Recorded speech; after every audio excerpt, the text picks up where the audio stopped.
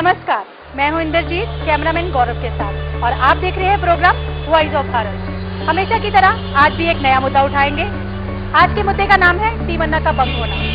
जी हाँ, टीम अन्ना जो वर्तमान कांग्रेस सरकार का न केवल सिरदर्द बनी बल्कि एक आम आदमी को दूसरे आम आदमी के साथ जोड़ने में कामयाब भी रही। और ऐसे में टीम अन्ना में बिखराव एक आम आदमी के मन में क्या विचार पैदा करता है, चलिए जानते हैं इन सभी पहलुओं को आम जनता की राय में। जैसे कि आप जानते हैं कि टीम अन्ना में बिखराव आ चुका है, ठीक है, तो इसका हमारी कांग्रेस जो शक्तिशाली टीम है उस पर क्या प्रभाव पड़ रहा है? पहले तो बात है कि अन्ना का जो कदम था बहुत गलत था, तो उसको देश का कॉन्स्टिट्यूशन के आधार पर ही काम करना चाहिए था, क्योंकि जहाँ का अन्ना रहने वाला है वहाँ पर डॉक्टर अम्बेडकर रहते थे, जिन्होंने देश के करोड़ों लोगों को मान और सम्मान के साथ जीने के अधिकार दिए।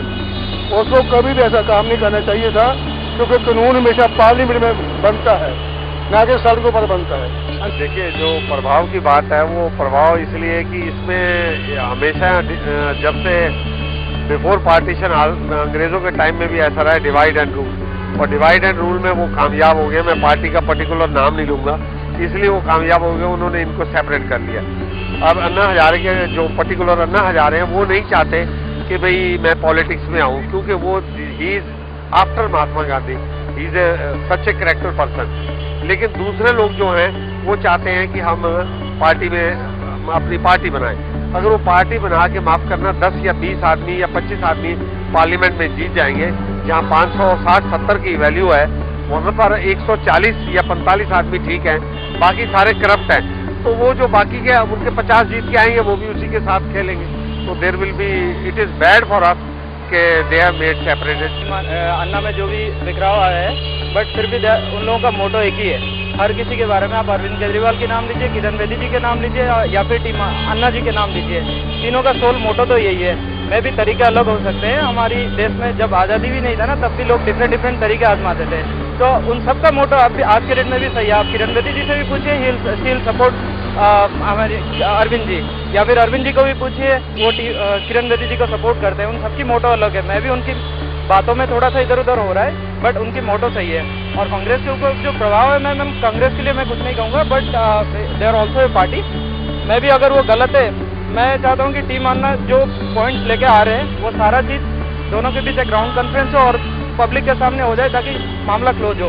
देखिए, उससे बहुत तगड़ा प्रभाव पड़ रहा है, खासकर सिर्फ अन्ना हजारे जी की छवि को देख करके, क्योंकि अन्ना हजारे जी किसी राजनीतिक छवि से जुड़े हुए नहीं हैं और वो जो कर रहे हैं वो अपने लेवल पे अगर करें तो बेहतर होगा, ना कि कोई पार्टी बना के। मेरा तो एक ही विचार है कि इसके अंदर जितने भी अच्छे लोग हैं अन्ना में, क्योंकि अन्ना जी ने खुद बोला कि ना तो मैं पार्टी बनाऊंगा ना मैं इलेक्शन लड़ूंगा, इसलिए कहीं और बीच में सदस्य हैं जो उसमें पार्टी अपना बनाना चाहते हैं, सेपरेट पॉलिटिकल पार्टी। तो मेरा एक ही सुझाव है उनके सभी के लिए कि वो अच्छे लोग किसी अपनी एग्जिस्टिंग पॉलिटिकल पार्टी को ज्वाइन करें और अंदर से जो उसकी त्रुटियां हैं, चाहे कांग्रेस में, चाहे बीजेपी में, चाहे बीएसपी में, चाहे और अच्छी पार्टियां जो हैं उनमें ज्वाइन करके उनको अंदर से सुधारें, बजाय अपनी अलग से पार्टी बनाएं। क्योंकि उनका जो यहाँ पे अस्तित्व है वो अपना जो उनकी स्टैंडिंग रहेगी किसी भी स्टेट में, वो एकदम से इनको बीट करके पार्लियामेंट में या किसी स्टेट में आने के लायक नहीं रहेंगे। अगर टीम अन्ना के लोग राजनीतिक पार्टी बना लेते हैं और आ जाते हैं, चुनाव लड़ते हैं, तो उसका कांग्रेस में आने वाले टाइम पे चुनावों पर क्या असर देखते हैं? देखिए, कांग्रेस पार्टी जो है वो पूरी तरह हिल चुकी है, क्योंकि बुनियादी तौर पर कांग्रेस पार्टी का कोई इलेक्शन मैनिफेस्टो नहीं है, ना बीजेपी का है, क्योंकि ना सोशल इंजीनियरिंग में है। कांग्रेस की बेसिस ऑफ द कॉन्स्टिट्यूशन जो पार्टी काम करेगी वही पार्टी पावर में आएगी, जो कॉन्स्टिट्यूशन पर काम नहीं करेगी वो पार्टी पावर में कभी नहीं आएगी। चुनाव लड़ते हैं तो अभी भी मैं आपको बता रहा हूँ कि कोई भी जो पार्टी है वो मेजॉरिटी में नहीं आएगी, वेदर इट इज बीजेपी या कांग्रेस या कोई भी है। मेजॉरिटी अभी भी जितनी भी चाहे जो भी हो, कांग्रेस की ही ज्यादा सीटें आएंगी। और कांग्रेस ने जैसे वाजपेयी साहब ने 25 आदमियों को लेके 5 साल चला दिए, इसी तरीके से कांग्रेस चला देगी, ये तरीका है। टीम अन्ना राजनीति में आ जाती है, राजनीति से बहुत असर पड़ेगा इस हमारे बच्चों के भविष्य बारे में और हमारे भविष्य बारे में, और आने वाले जैसे भी उनके विचार हैं जो कि समाज से भी है, बिल्कुल एकदम साफ सुथरी छवि के हैं, कोई घोटाला नहीं, कोई बेईमानी नहीं, जैसे कि हम ठीक रहने वाले हैं, लेकिन हम अपने बारे में खुद बता रहे हैं। टीम अन्ना से मैं बहुत खुश हूँ, मैं प्रभाव मगर मजबूर है, कुछ नहीं सकते। मुझे लगता है कि थोड़ा बदलाव आएगा राजनीति में, क्योंकि people are fed up with this kind of attitude of the UPA. I don't think so कि बीजेपी भी इतना स्ट्रॉन्ग कॉम्पिटेंट है against Congress. Let's have a change. Let's give it a good chance as well, because we know Anna ji as such since many years, being a good social worker. So definitely he can come up with the new changes. राजनीतिक change होने का बहुत से मकसद है. हमारा जो black money जमा हुआ है पैसा, वो अगर हमारे देशों में आ जाएगा तो हमारी महंगाई जो इतनी है, बेरोजगारी इतनी है, बहुत से चीज़ों में सुधार आएगी और जहाँ तक पब्लिक को बहुत राहत मिलेगी. देखिए, अभी जो कांग्रेस का नजरिया है वो इस को देख करके, इनकी टीम को देखकर ये है कि ये एक पार्टी के साथ सपोर्ट कर रहे हैं, लेकिन ये नजरिया से बिल्कुल उनका गलत है. अगर अभी जब इनकी पार्टी नहीं बनी है तो ये हालात हैं, बिखराव इतना ज़्यादा है, तो जब पार्टी बन जाएगी तो कितना बिखराव होगा. आज पार्टी नहीं बनाना कोई विषय का हल नहीं है. ये जो अभी करप्शन जो चल रहा है, इसको हटाना किसी विषय का हल है. मेरे हिसाब से अगर टीम अन्ना अगर चुनाव में उतरती भी है तो कोई असर नहीं पड़ेगा.